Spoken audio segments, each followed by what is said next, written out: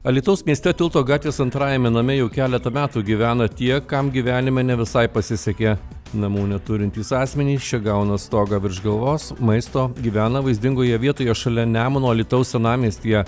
Kadangi visoje šalyje trūksta socialinio būsto, aplinkinės savivaldybės apgyvendina dalį savo žmonių tokias paslaugas teikiančio Jono Balčiaus pastate. Vieno žmogaus išlaikymas per mėnesį savivaldybėms atsieina apie 700 eurų. Viso čia gyvena kelios dešimtys žmonių. Sąlygos gyvenimo tenkina? Tenkina. Labai geras. Viską užkėlė. Labai geras. Puikučiai. Vienas jų Egidijus Vitkauskas. Vyras gavo vietą Alytaus rajono savivaldybei sudarius sutartį su apgyvendinimo paslaugas teikiančia įmonė Jucika. Anksčiau Punios seniūnijoje gyvenęs 47 metų vyras namų neturi. Jis metams buvo registruotas Alytaus rajono savivaldybėje.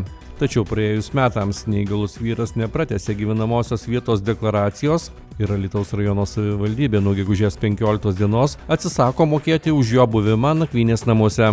Birželio 30 dieną parašė elektroniniu paštu Šarūnė, ten koordinatorė socialinės rūpybos. Tai jos rašte aiškiai parašyta, kad gegužės 15, nuo gegužės 15 man už suteiktas paslaugas nebus mokama. Teoriškai verslininkas galėtų neįgalų vyrą išprašyti iš savo patalpų, bet pradžioje nusprendė vykti į Alytaus rajono savivaldybę. Bet čiagi esmė žmogus su negale, kuris paliktas be socialinių paslaugų.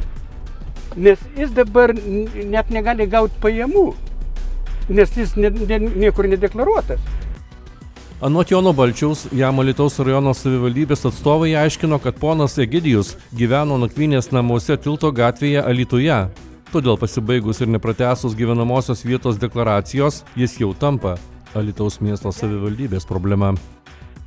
Metus žmogus pragyveno atsiųstas iš rajono savivaldybės, invertintas, kad jam reikalingas tokios paslaugos, ir dabar jie sako, jis jau ne mūsų pilietis. Dar tai brutaliai nurodo, kad kreipkis į Alytaus miesto savivaldybę.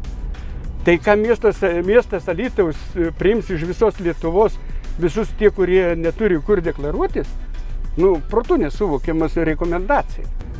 Sakykime, jeigu dabar rajono savivaldybė atsisakys įdeklaruoti savo teritoriją, ką jūs ruošitės daryti? Tai aš ir ruošiuosi, ir vežu žmogų, ir tą ir pasakysiu, ir viešai pastatysiu aš jam palapinę ir jis gyvens, kol jam neįspręs priimimajam, ten gražu šilta dabar, ir galės iki kol kažkas tai priims sprendimus.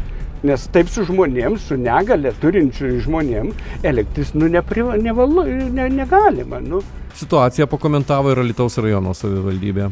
Pagal sudarytą sutartį įstaigoje Jucika asmeniui buvo teikiama apgyvendinimo paslauga nuo praėjusių metų gegužės 16 dienos iki šių metų gegužės 15 dienos.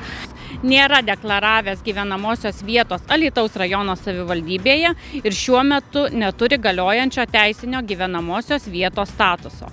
Alytaus rajono savivaldybės administracijos Punios seniūnija netenkino asmens prašymo įtraukti asmenį į gyvenamosios vietos nedeklaravusių asmenų apskaitą, todėl prašymas turi būti teikiamas tai savivaldybei, kurios teritorijoje asmuo šiuo metu faktiškai gyvena.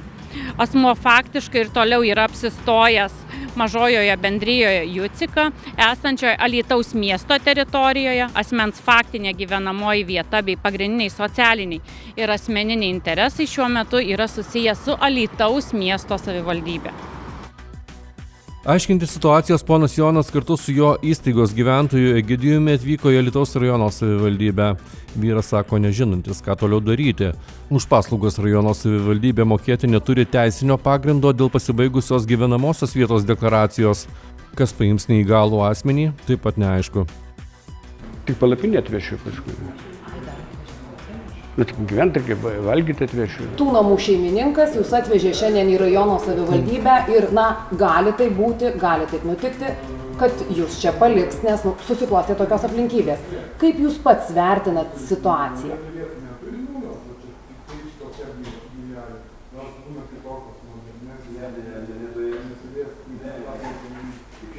buvo Nu, kai matėt, iki merės neleido prieiti, labai prisidengė išmintingom frazėm, kad duomenų apsauga ir iš anksto turi viską žinoti.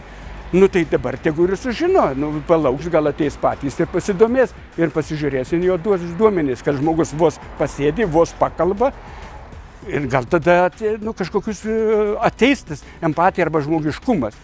Praėjus 2 valandoms nakvynės namų vadovas atvyko į savivaldybę ir Egidijų rado toje pat vietoje, kur paliko, todėl žmogų nusprendė parsivežti atgal. Aišku, įsitikinom, kad nei socialinės rūpybos skyriaus vedėjai neturėjo galimybės arba neturėjo net noro prieiti prie žmogaus ir per 2 valandas neskirt kelių minučių paklausti, pasigilinti situaciją.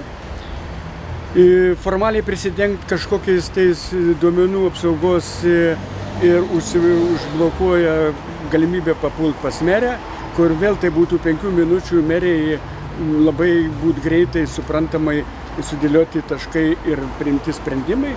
Tai nėra mūsų tikslas trukdyti merės. Jeigu jinai greitai priims sprendimus, tai mes tik džiaugsimės, bet mums reikia aiškumo. Kitu atveju aš kaip įmonės vadovas neturiu kito pasirinkimo, tik atvešiu čia ir vieną gražią dieną aš jį iš tikrųjų paliksiu ir turės spręsti.